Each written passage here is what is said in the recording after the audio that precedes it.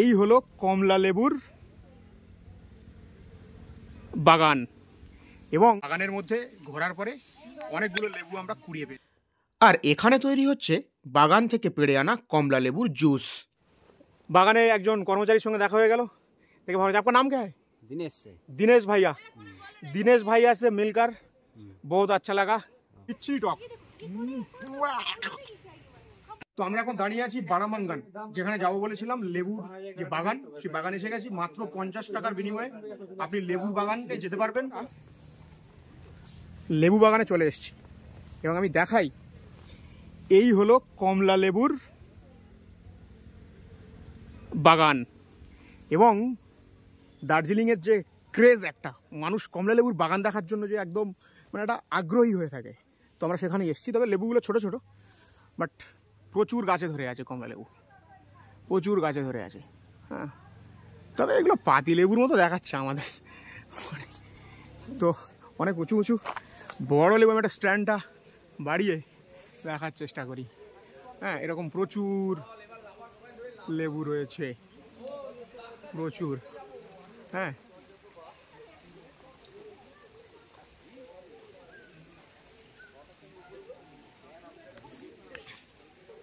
এখানে সুন্দরভাবে লেখা আছে, please do not pluck orange. কেউ লেবু ছিঁড়বেন না, লেবু ছিঁড়লে কিন্তু 500 টাকা ফাইন। 500 টাকা কিন্তু আপনার ফাইন দেবে 5 টাকার লেবুর জন্য, তো সাবধান। বাগানের মধ্যে ঘোরার পরে অনেকগুলো লেবু আমরা কুড়িয়ে পেয়েছি, সেগুলোই দেখাচ্ছি। আপনার পড়ে গেল একটা তার মধ্যে, যাই হোক দেখাও। আরও অনেকগুলো লেবু পেয়েছিলাম, তো জানি না মিষ্টি কি টক, খুঁজে মানে খেয়ে দেখবো। নিচের ছিল গাছ থেকে পাড়া, তাই পারিনি। এবং এই লেবুটা ছাড়িয়ে দেখাচ্ছি যে লেবুটা আসলেই কেমন, এবং খেয়ে বলবো মিষ্টি না টক। তো দেখা যাক, লেবুটা ছাড়ানো হোক।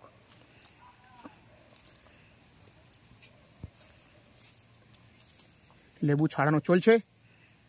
তবে এই লেবুগুলো ছাড়াতে ছাড়াতে একটা কথা বলি, খুবই ছোট, যেগুলো আমাদের ওখানে ট্রেনে 2 থেকে 3 টাকা পিসে বিক্রি হয়। বড় লেবু দেখতে পাওয়া গেল না, তো যাই হোক দেখা যাক। লেবু তো ছাড়ালাম, পোকা আছে কিনা এটাও একটা বিষয়, পোকা থাকতে পারে ভিতরে। এটা পোকা আছে, তো এটা খাওয়া যাবে না, পোকা ফেলে দিলাম। আমার বন্ধু খাচ্ছিল এটা, এটা ভালো। তো দেখা যাক এটা খেতে কেমন, দেখাও দেখি খেতে কেমন, যদিও সাইজে ছোট। এটা টক, এটা টক। তবে আরো 2-1টা লেবু ট্রাই করেছিলাম, যে কটা খেলাম তো টক মিষ্টি ছিল, টক। এটা টক। এটা যাই হোক, এটা সম্ভবত টুরিস্টদের জন্য এটা বানানো হয়েছে গার্ডেনটা। এটা বিক্রির জন্য বোধহয় নয়, এত ছোট ছোট লেবু কে বা কিনবে। বাগানে একজন কর্মচারীর সঙ্গে দেখা হয়ে গেল। দেখে ভাবছি আপনার नाम क्या है? दिनेश भैया। दिनेश भैया से मिलकर बहुत अच्छा लगा। अब क्या करते हैं यहाँ? ऑरेंज का देखभाल। ऑरेंज का देखभाल करते हैं। यहाँ का ऑरेंज कितना का केजी है? इतना वो तो वही 100 ना। आपका बताइए ना, हमको कोई दिक्कत नहीं, वो दाम हम वहाँ पर नहीं बताएंगे। आप बोलिए ना कितना का है यहाँ पर, ये जो लोकल लोगों के लिए। लोकल के लिए 100-120 है। 100-120 কেজি।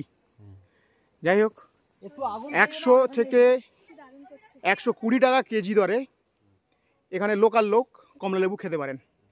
1 কেজি में कितना होगा? 8-9 পিস होगा।